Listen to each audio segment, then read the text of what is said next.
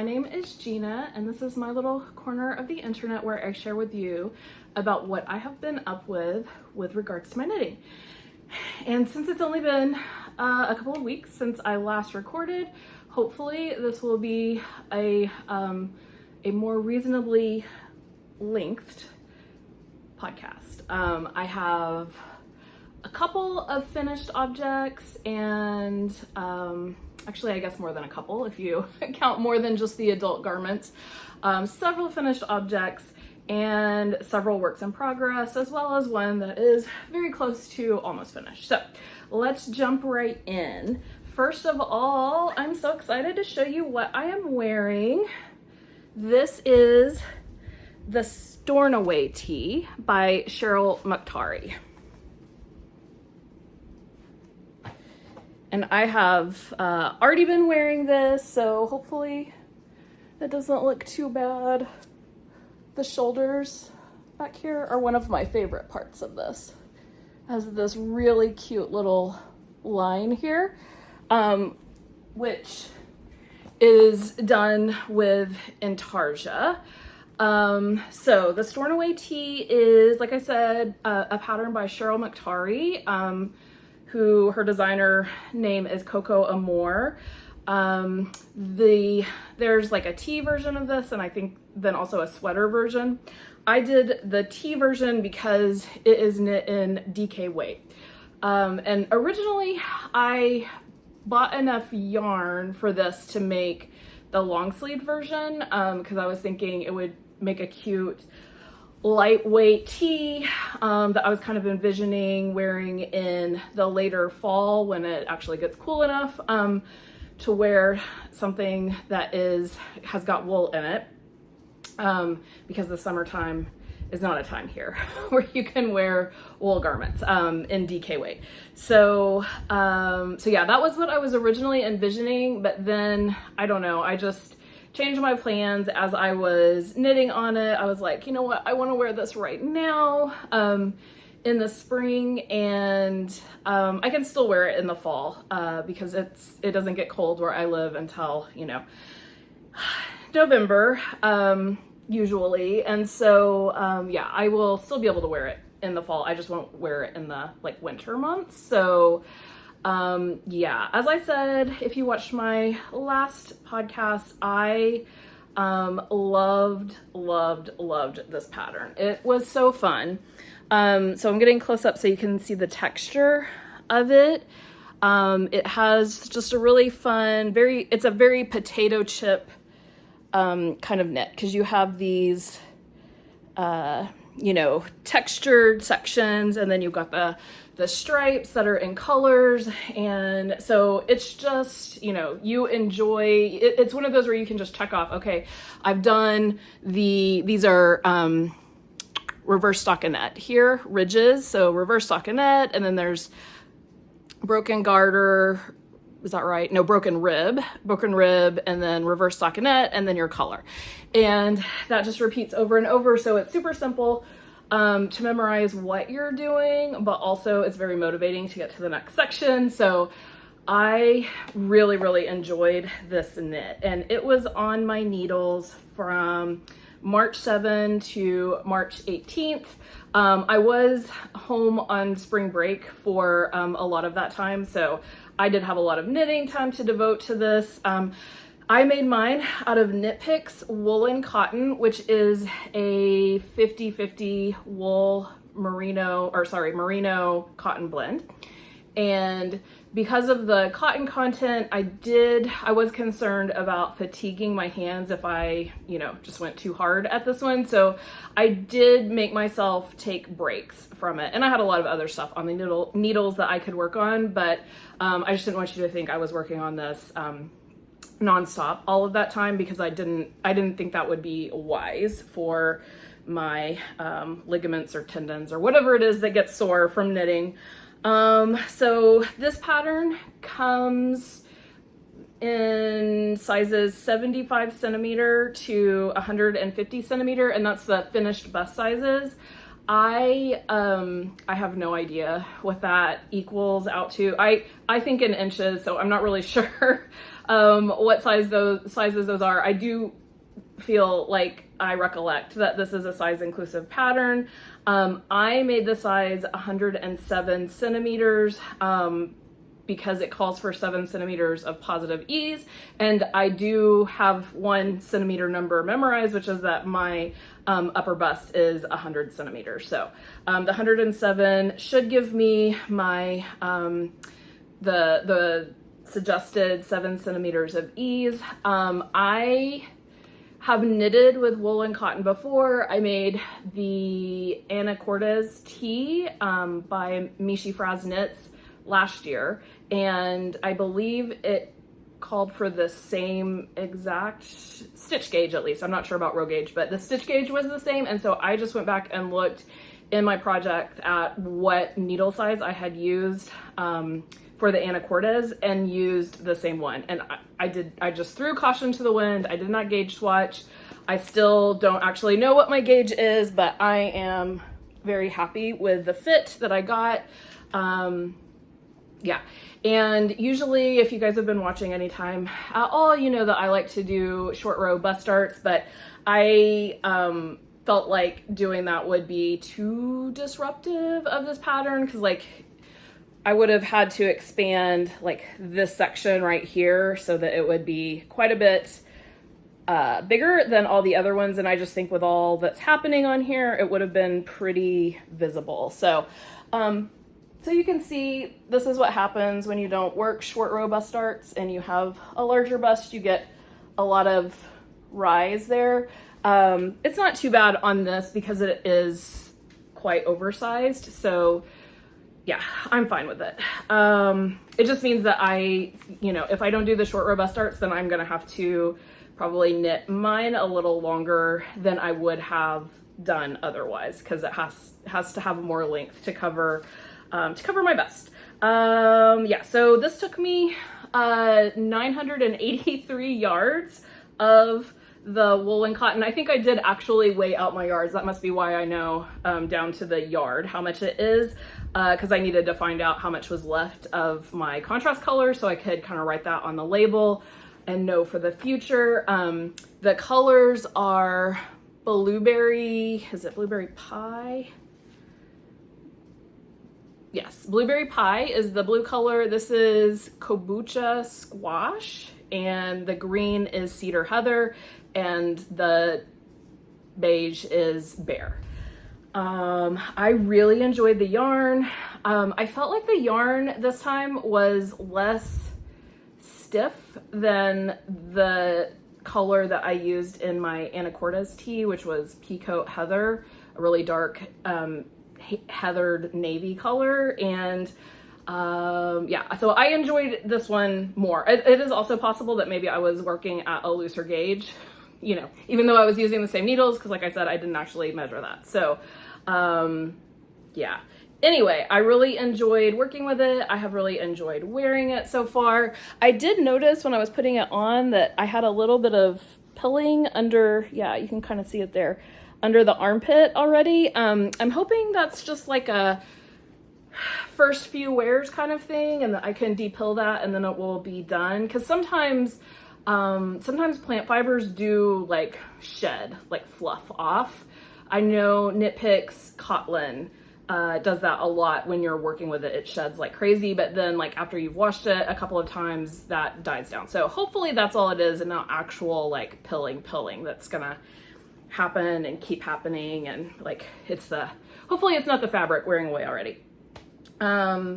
But yeah, I really like this. Let's see, one other thing to know in case you are making the Stornoway Tee and could use this information. So the way that you work reverse stockinette in the round, of course, is by purling every round. And I don't mind purling, but I would also just prefer to knit if I could, because knitting is so much faster. So up in the top portion when we were working flat, I did whatever, I purled those, the side that I would be purling on. But when I got down to the round, I use the short row trick where you just work a short row when you start the reverse stockinette section. You work a short row and then work your knitting inside out for the rows that you're doing that, and then you just switch back.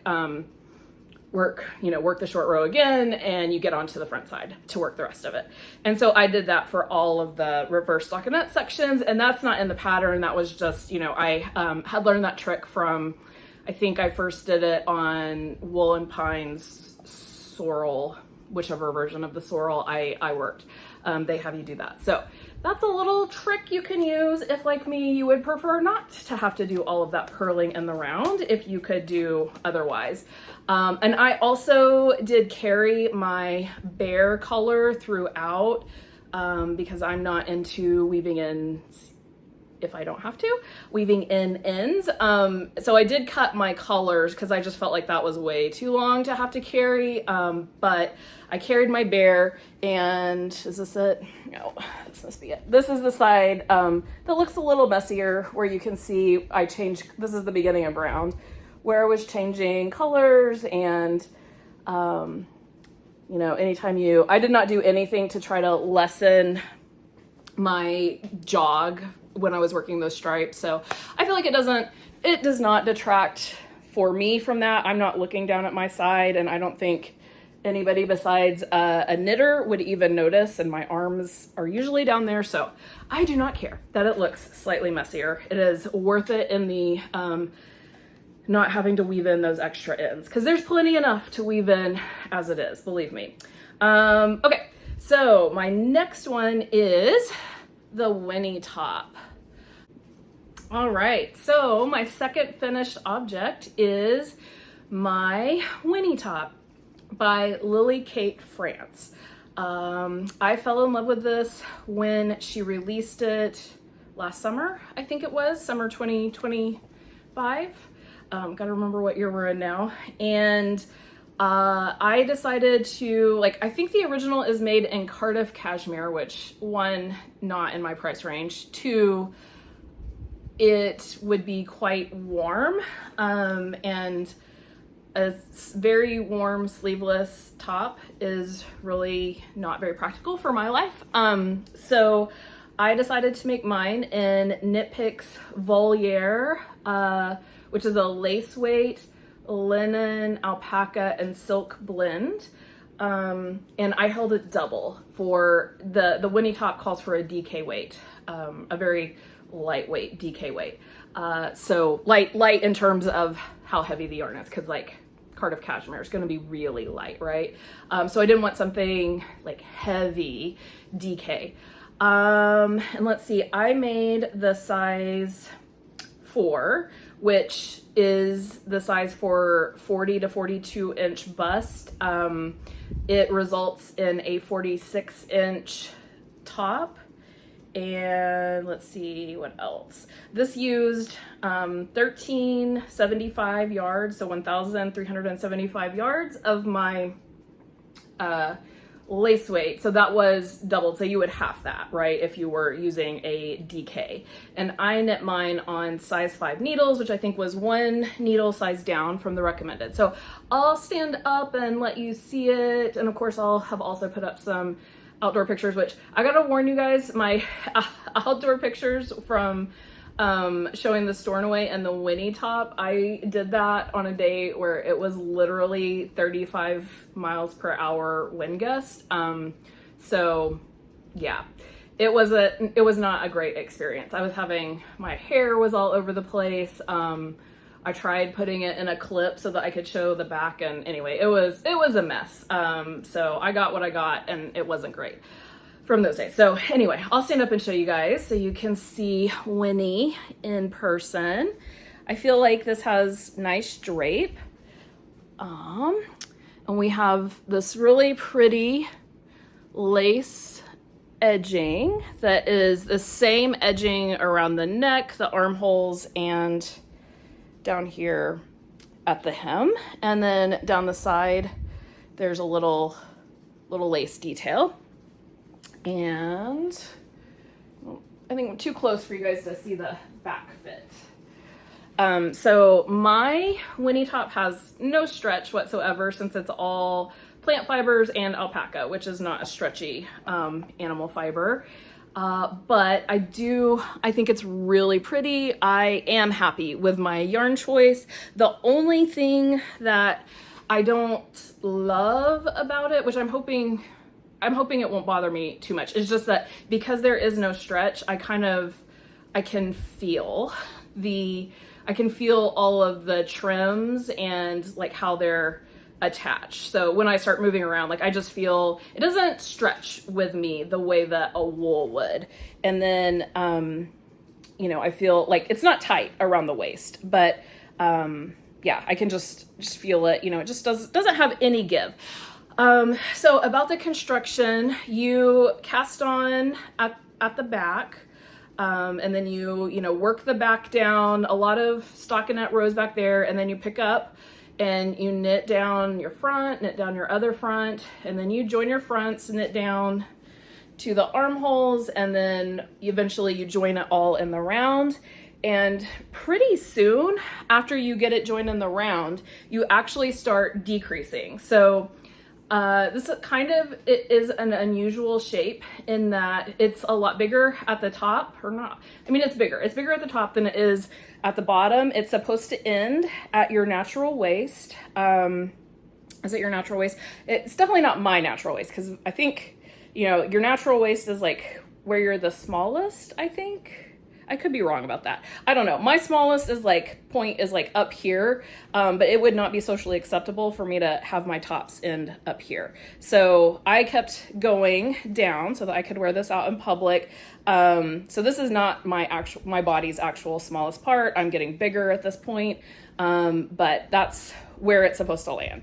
It is not supposed to land on your hips, because you actually decrease, and you don't add anything back. So it's not like your typical waist shaping where you go in and then you add back for your hips. There's none of that. It's just decrease in and then end at your waist. And so it creates that's what creates this shape that you have here, which I think is really nice. I've been wearing this, taking inspiration straight from Lily Kate's model pictures. I got a long white skirt and it works really well with this. And actually I wore it with my Cloudbreak tee. So hopefully that skirt will be a good investment that I can wear with lots of things. But I think it looks really cute, very springy.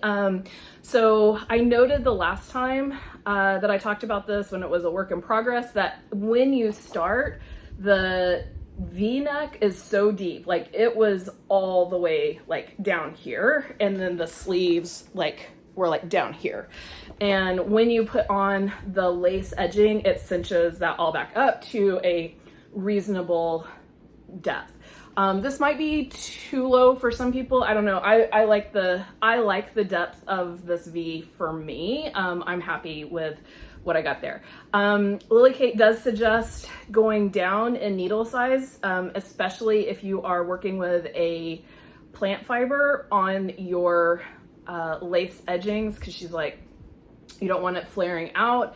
And so I kind of wonder if I could have stayed at the same needle size, if that would have alleviated at all that kind of just my awareness that these are very firm edgings, or if I would have gotten flare if I was doing that. But anyway, I think it's really cute. Definitely the hardest part of this was the first edging that I did. Counting is the hardest part of knitting, right? At least for me. Counting is the hardest part. So you got to cast on, enough. You cast on flat on new needles, new yarn, for the entire neck. And then you immediately start working lace. You have your cast on edge, and then you immediately start working the lace. And that was hard for me, because I struggle with lace because it's a lot more counting, and unlike color work where you can see exactly what you've done, for me it's a lot harder for me to see what I've done in lace. And so I screwed up some on the first time I tried the neck edging, and I think I completely like ripped it all out, recast on, and the next time I did it, I put markers in between all of the lace repeats so that I could see where they were. And I'm glad I did the hem last, because the hem, I think it calls for you to do that one earlier, but I wanted to make sure, you know, that my top was going to be long enough. So I like knit down, you know, most of the body, and then did my neck edgings and did my armhole edgings, and so was very relieved that it did, you know, cinch that up. And then once I had that done, then I could see how long I needed to go with the rest of it. So because I had already had experience doing 3 sets of the edging, I was a lot more confident and comfortable with the hem and didn't need to do the markers or anything because I knew what I was doing and could read my knitting at that point. So yeah, so I would, you know, maybe if you are like me and not the greatest of lace knitters, that is a little tip for you. Actually, rather than starting with the neck, which is probably the second hardest piece, I would start with the armholes, because they're just shorter and you don't, I was a little unclear on this. I don't think that you're supposed to connect them.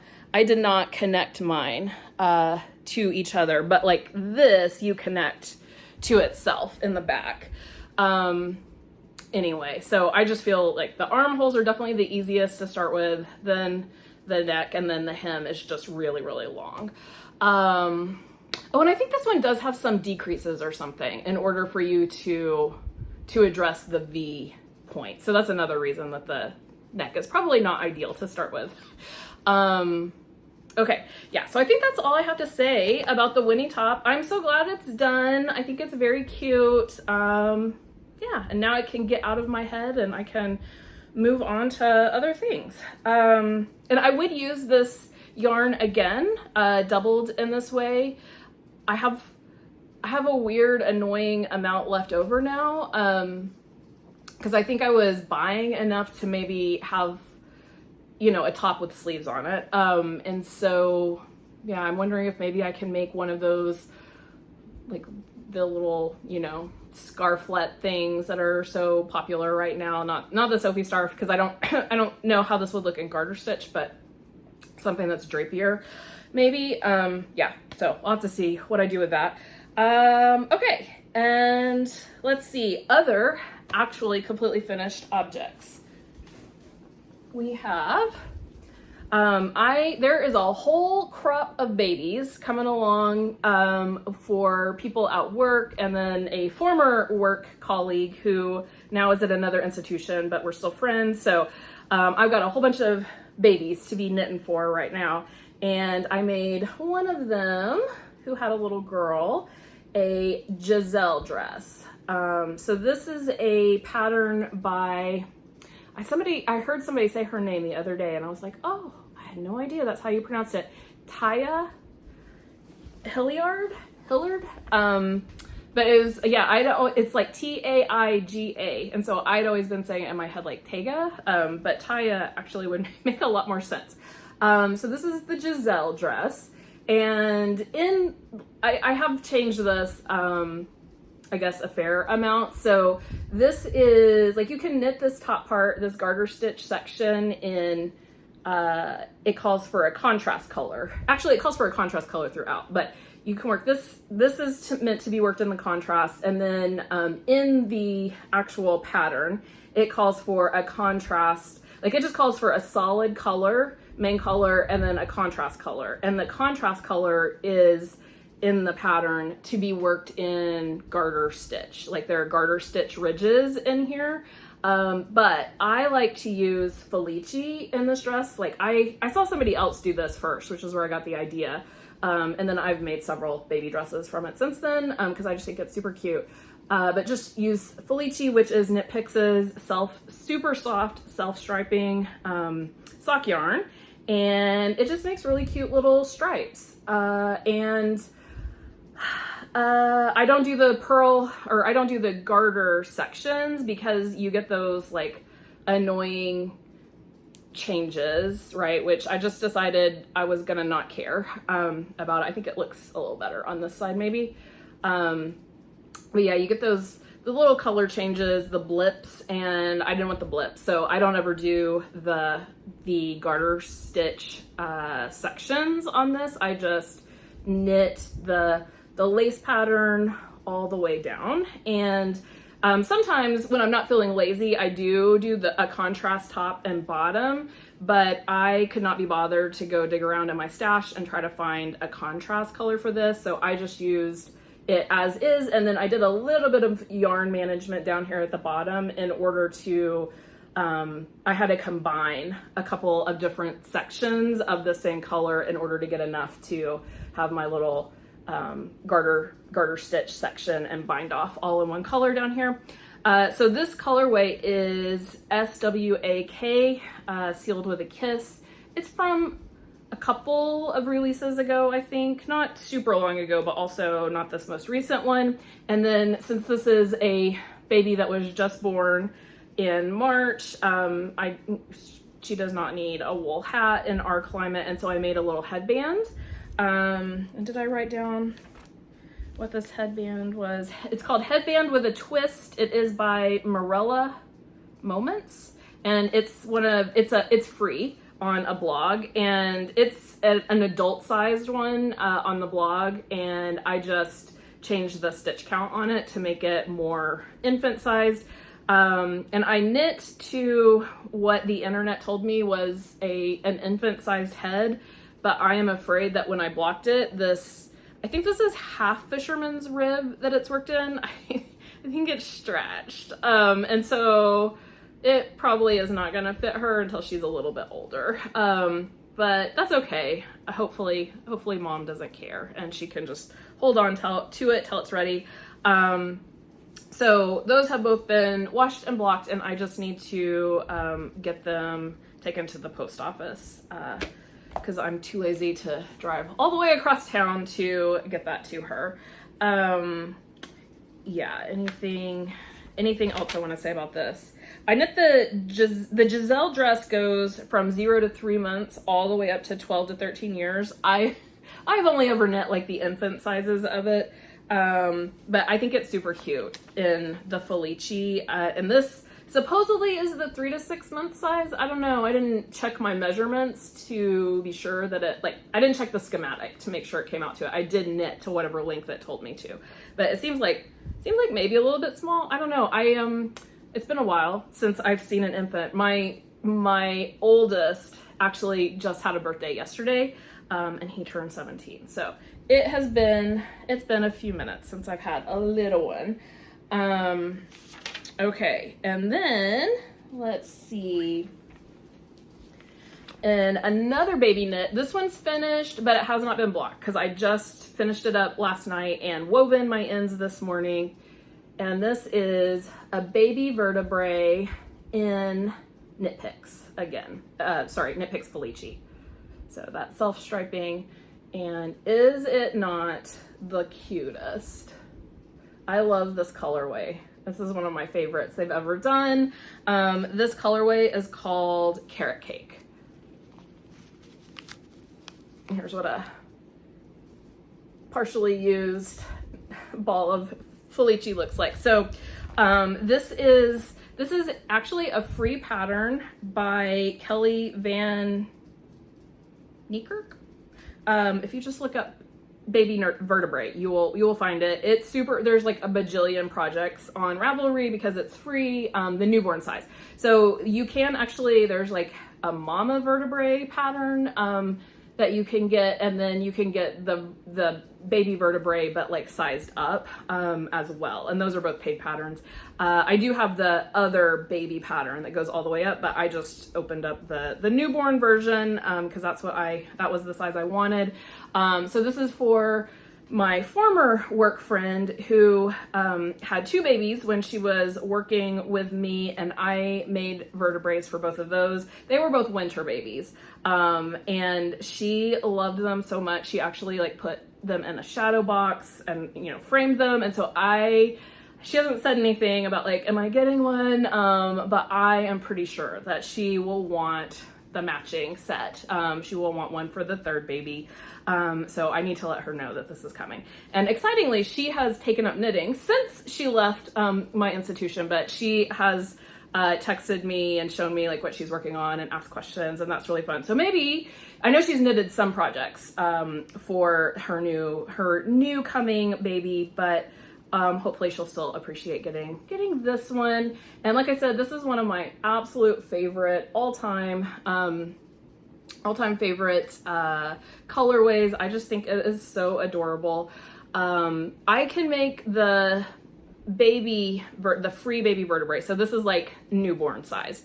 I can make this with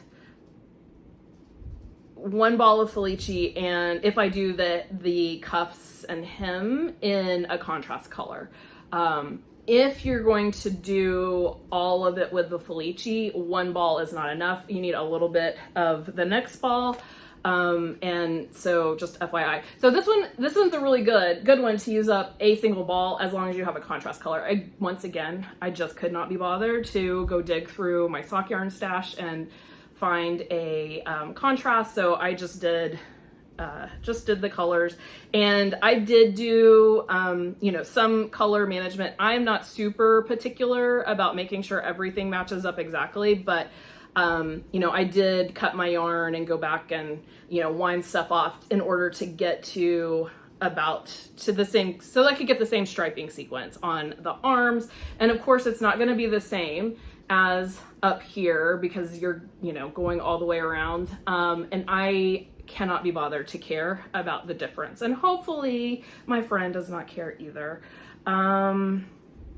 Yeah, so I gave myself, unfortunately, extra ends to weave in because I did do color management in order to get like enough of the purple for the cuffs and things like that. So, but it worked out well. And then I also made another of the same little headbands because her other babies I made hats with, but they were winter babies. And so again, I was like, a baby here does not need a wool hat in April. So this time, I think I stopped a little bit earlier. Like I did not make this as long as the internet says an infant headband should be because I'm assuming it's going to stretch it's going to grow when I block it. So yeah, but I think they're so cute. So cute. And the reason that this is called a vertebrae is because it is meant for the infant stage when you are doing like skin to skin, babies laying on mom's chest without clothes on. And this is just a little cardigan to cover up the baby's back. So, you could use a blanket for that, or you could put on an adorable little sweater while you're doing skin to skin, nursing, all of that good stuff. So I think they're super cute, and I think my friend will appreciate getting her last final one. Okay, so I think those are all of my finished objects. So now we will move on to my whips. So first up, we have the Alchemist pullover. Let's see if I can pull this closer. So hopefully this is showing up somewhat. It's kind of hard when the yarn color is dark. This is the, did I say pullover? It's not a pullover. It's a slipover. The Alchemist Slipover by Woolen Pine Designs. It calls for a DK weight, so I used the Berroco Renew, which I made my April tee out of, if you saw my last video. This is what I have left of, I started with 5 balls, and I now have this much, and I need to make tassels. Here's what the label for this looks like.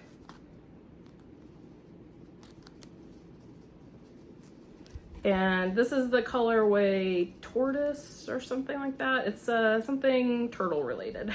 Yeah, it doesn't say on here, I don't think.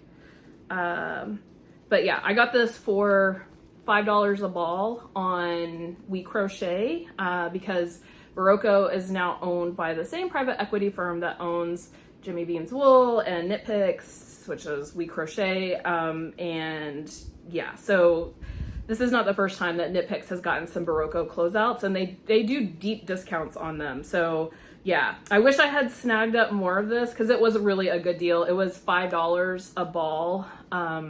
And originally it was like $13.99. So it was a really good deal. So this was what? So 5 times 5, $25 for this Slipover. And I got the pattern for free from Woolen Pines for, you know, testing that I had done for them. So yeah, so this will be a $25 Slipover when it gets done. So it is open on the sides. This is part of why it takes a little less yarn.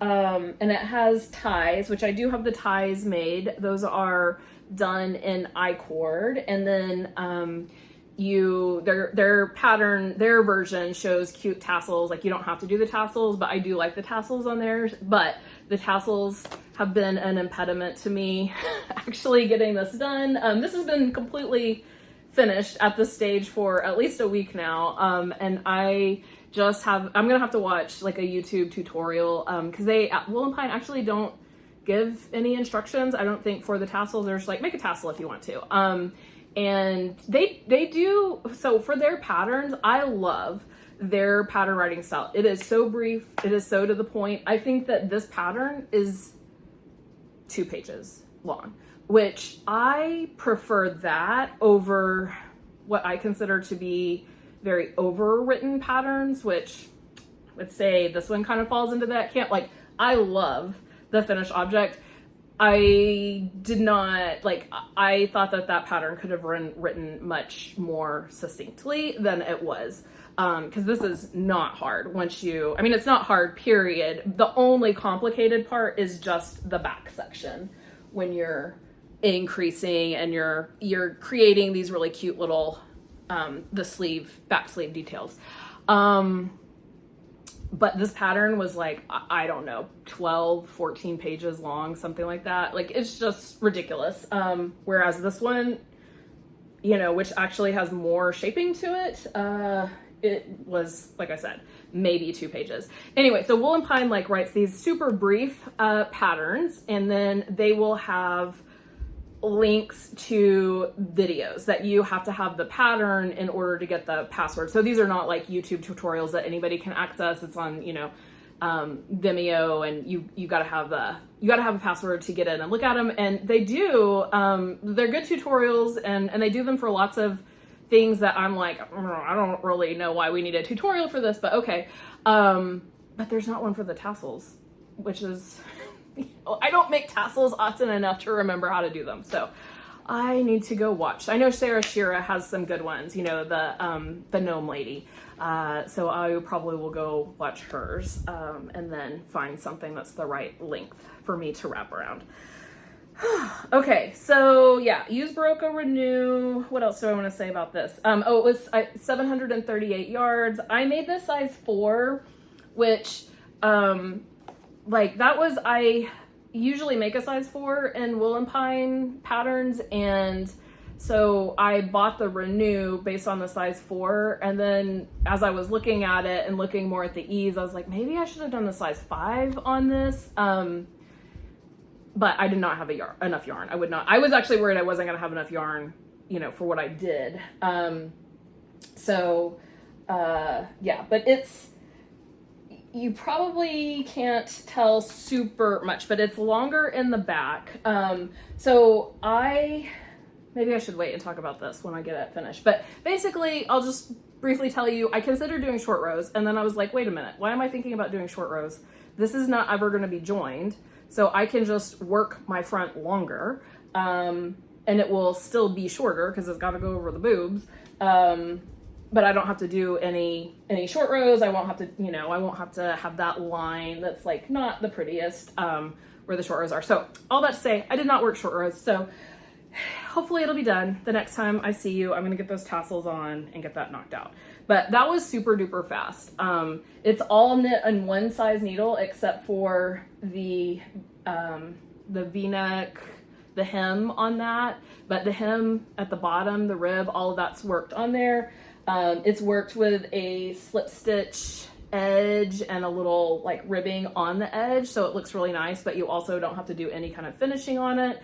So this is really the only finishing required aside from those I-cord things on the tassels. So that's that. Then I signed up for another test knit because I have a problem with the test knits. This is the All Eyes on You top, I think is what it's called. And it is going to be an adorable little negative ease top. I'll have put a pattern up here. It has the cutest picot edging, which is, yeah, I mean, the whole thing is really cute. But that was sort of sealed the deal for me. I loved that. So, yeah, sign up for this. It is, I think it calls for a DK weight yarn. I'm using Berroco Remix Light, which is, I want to say this is a sport. Like, it doesn't say on here, it just says medium. I think it's either sport or DK, but it's very light. But I thought it would work for this. It's definitely a good summer fiber. I worked with it last summer. I made the Everyday Attitude tee in it, and I do enjoy it. It's 30% nylon, 27% cotton, 24% acrylic, 10% silk, and 9% linen. So there's no wool in it, so it's not stretchy, but it is good for my climate, which is very warm in the summer. I say warm, that's a euphemism. It's hot. It is extremely hot. But it has these really cute little eyelets. And like I said, it's gonna have that picot edging. It's got waist shaping. I think it will be cute. This is the first time that I've ever worked something intentionally with negative ease, so I'm a little unsure on how all of that will work. I am choosing to trust the pattern, so let's hope that doesn't come back to bite me. This is due, I think, sometime in May, mid-May. It's an 8-week test, so I should have plenty of time, and it's like there's not too much to it. It is cropped. Mine's not gonna be cropped. I'm gonna definitely do the longer version of it. But yeah, I should be able to get that finished in time. So making progress. I just started it, I think, at the beginning of this week. So I have not been working on it very long, and I feel like it's going pretty quickly now that I understand the pattern. It's a little different. You work yarn overs on the back side, but it's not hard. And now that I know what I'm doing, like I can see where I am in the pattern all the time, and I don't have to keep looking at the charts or anything like that. Oh, and I didn't tell you who that was from. So it's a new designer, like new, not just new to me. I think this is going to be her first time putting out a design. Her name is Miyu. And her designer name is Penny and Stitch. And I'll have put up a picture of her adorable version that she knit. Like I was going, I'm not signing up for any more test knits. And then I saw this and I was like, oh, I do love that. And yeah. Oh, I didn't tell you, I'm doing this in the color Elderberry, which this is probably not the best color on me. Those like icy colors are not the best on me, but I wanted something really light so that the pattern would show, because I just feel like it would not have shown up in that yarn in a darker color. Yeah, so I'm making the size 4 on that to fit bust sizes 37.5 to 41.3 inches. The pattern as a whole goes from a 27-inch bust to a 62.2 inch bust. And it suggests negative ease of 2 to 4.7 inches. So like I said, we'll see how the negative ease things go. And then I am working on another new knit. Okay, so this is a sample knit that I am doing for Julie Powell, who is creating a collection for Juniper, for Knitting Fever, Juniper Moon Farms yarn. Like, I guess Knitting Fever owns or distributes Juniper Farm yarns. And so this is actually made with a new yarn that has not been released yet. The collection and the yarns will be releasing in the summer, I believe, in July. So here is the start of this. It is knit in panels. Sorry, you can't see that down there. It's gonna be a tunic length. So I'm about to start the armhole shaping. So that probably is about right. Yeah, and you are not gonna be able to see this, I'm afraid. The yarn is actually really pretty in person.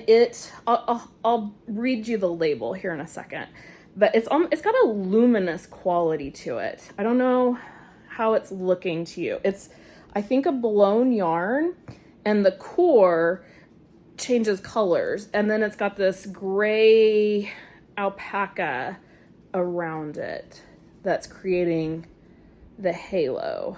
So let's see.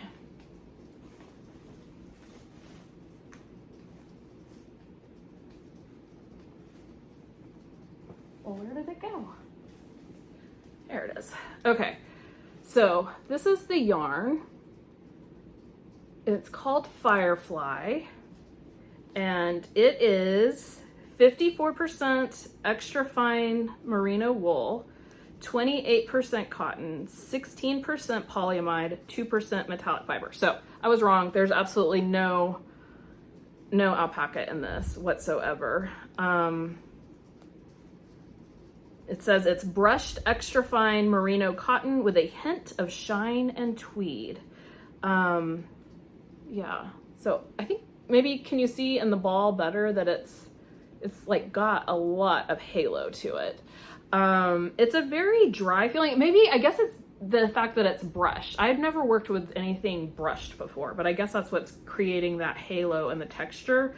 I can definitely tell the cotton that's in there, like the core feels quite firm to me, but then, yeah, the outside feels very woolly, or like I thought it was Surrey alpaca or something. So that's the feel that I'm getting from it. It's definitely a yarn that is, I had chewed on my thumb cuticle, and like it was catching, like that was driving me absolutely insane. Like it's gonna be one of those ones where you want your hands to be in good shape and moisturized before you start working with this, or it will be catching on it. It also changed drastically. Like I've never seen a yarn change like this with blocking. So I'm actually not instructed to wash this once I get it finished. I'm just supposed to steam block it. And so when I steam blocked, so initially I swatched, and it called for size 9 needles on this yarn. Here, I have my needles on, I can just show you.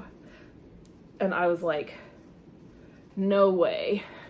Like that, it feels like the core feels way too thin for 9s, but I was like, you know, whatever, I'll swatch with them. So I swatched with the 9s, and I was way, you know, too big. My stitches were too big for the gauge. And so I went down to 8s and still too big. And I went down to 7s, and then I was finally getting gauge.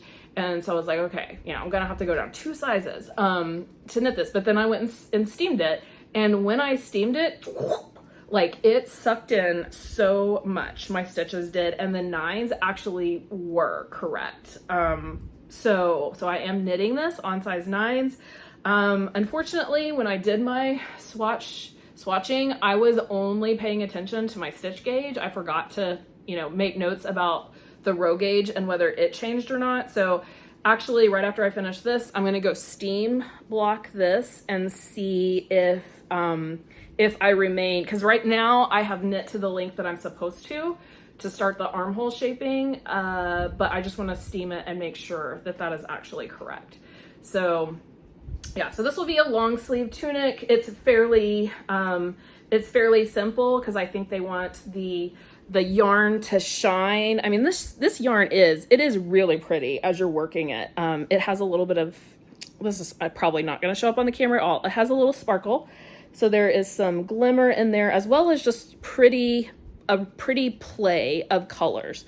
I've never seen the Noro Madara in person, but it kind of reminds me of what I have seen, you know, on podcaster screens and how they describe the little flecks of color that you see in that sake color.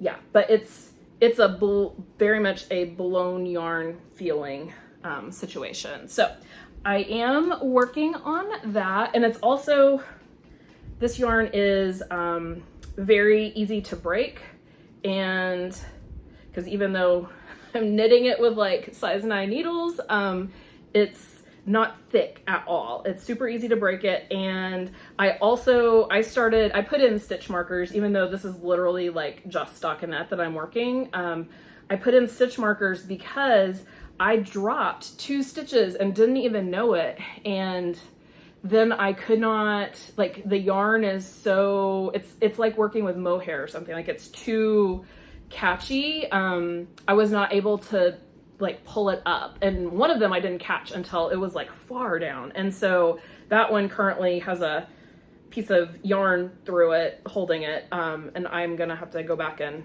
weave that in later. So I put in stitch markers so that I can count and check myself and make sure I haven't lost any stitches. But yeah, so working on that, and let's see, what else do I have to tell you?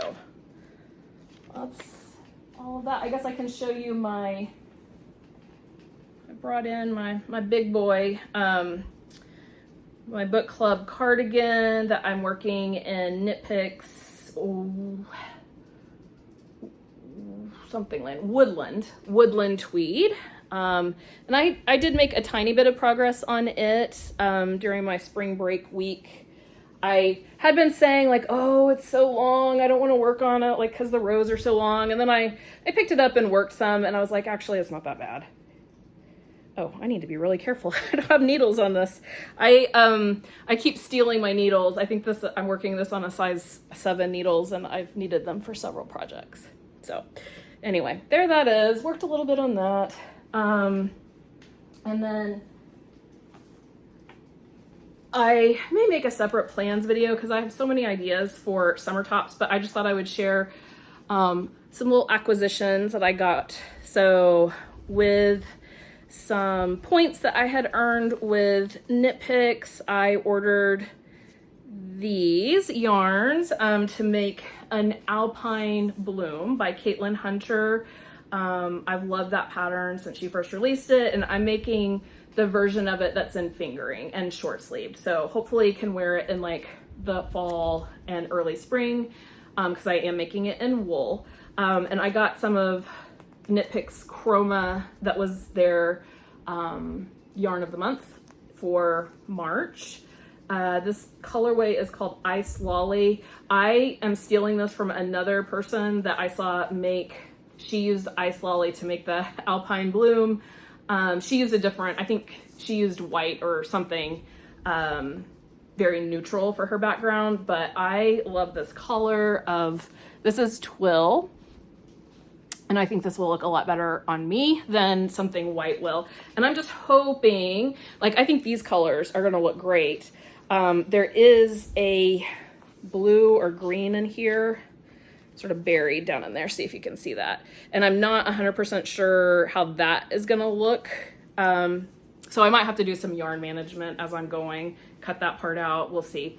That's the nice thing though about chroma, is like you can do that. You can totally just cut a color out if you aren't feeling it. But this is Knit Picks Twill fingering in the colorway Jade. Twill is a really super soft, 100% fine superwash merino wool. It has, as you might gather from the name, like a really high twist. And so it's kind of shinier. I've actually have never worked with the fingering weight before. I have some of the fingering weight, but I haven't used it. I made my husband a garment out of the Twill worsted weight. And it was really nice to work with. I would not use it again for a sweater for him because it's so heavy. It has stretched pretty badly. But I'm hoping, because like the grist is really high in the twill for the amount of yarn there is, because the twist is so high, right? So like there's more yarn in the yardage, so it's heavier. And so that really, you can really tell that in the, I'm pointing down there because I can see the sweater buried in a basket in front of me. But I'm hoping that will not be the case with the twill fingering, that it will be light enough that it won't be a problem. So that is just, yes, yarn I acquired, and maybe I will actually get this wound up today so that I could cast it on if I wanted to, because I wouldn't mind having some color work in my life. Haven't done any color work in a little bit. So I think that's all I have for today. Like I said, I could talk about plans, but that would like be another 30 minutes. So I am just gonna call it good here. Thank you so much for watching and hanging out. I know you can spend your time in lots of places, so I really appreciate you choosing to spend some of it with me today. I hope that you have been knitting on something that brings you joy and that you continue to do that. Bye.